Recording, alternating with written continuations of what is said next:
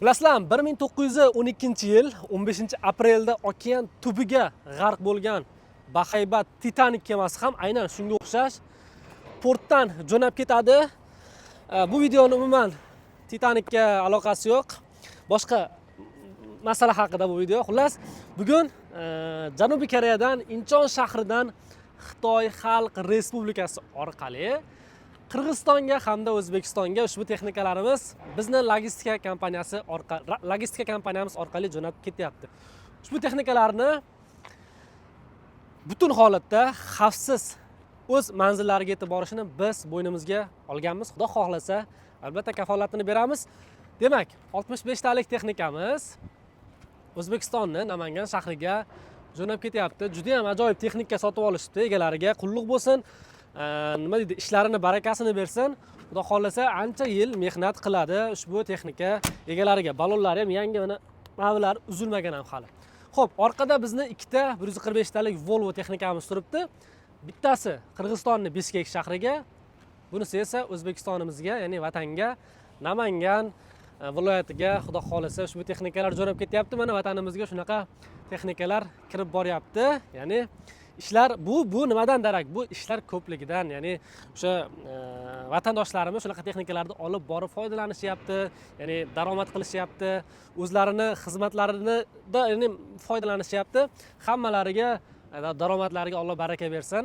Sizlar ham ushbu texnikalarni xarid qilishlaringiz mumkin yoki misol biz orqali ya'ni logistikamizdan foydalanishingiz mumkin.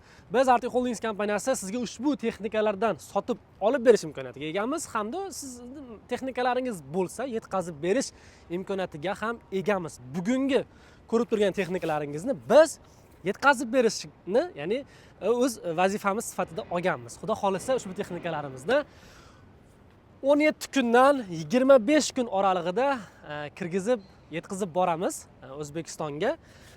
Ya'ni bu texnikamiz o'sha aytganimdek boshida Xitoy, Qirg'iziston, Andijon kirib boradi. Bu texnikamiz esa Xitoy va Qirg'izistonda o'zida qoladi. Bunisi ham xuddi shu kabi, ya'ni Xitoy, Inchon, Xitoy, mana Koreya, Xitoy, Qirg'iziston, Andijon.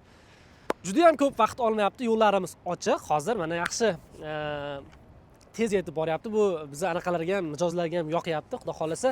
Xo'p, bag'rimiz juda ham keng.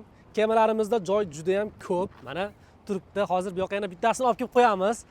Bemalol bizga quyidagi telefon raqamlarimizga, doimiy telefon raqamlarimizga logistika bo'yicha nomerni, O'zbekiston nomerini hozir mana shu yerga yozaman.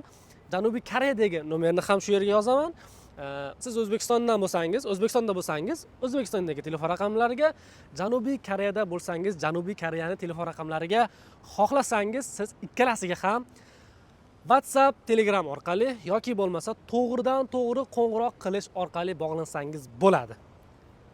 Arctic Holdings kompaniyasiga o'z mahsulotlaringizni ishonib topshirishingiz mumkin. Xudo xohlasa kafolatini beramiz. Bemalol bizning xizmatlarimizdan foydalaning. Arctic Holdings kompaniyasi, sizning ishonchingiz biz uchun muhim.